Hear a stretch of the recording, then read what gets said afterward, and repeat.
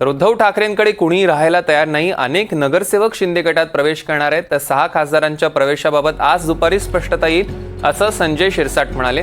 तर यांच्या एका मंत्र्याचं प्रकरण दाबण्यासाठी आमची बातमी पेरली, यांचं ऑपरेशन टायगर नाही तर ऑपरेशन बकरी आहे, अशी टीका संजय राऊतांनी केली आहे। खासदारांना भविष्य दिसतंय, आमदारांना भविष्य दिसतंय, नगरसेवकांना दिसतंय की उबाठामध्ये जी अंतर्गत त्यांच्यामध्ये दुफळी जी माजलेली किंवा संजय राऊत सारख्यांचे जे काही बेताल वक्तव्य ते पक्षाला आणखीन डुबवत आहेत, हे त्यांच्या लक्षात आलेलं आहे। मग सत्ता नसताना आम्ही केलेलं उठाव त्या कारणास्तव होता आणि आता त्यांच्याही लक्षात आलेलं की उद्याचं फ्युचर हे शिंदे साहेबांच्या नेतृत्वामध्येच पुढे जाणार आहे।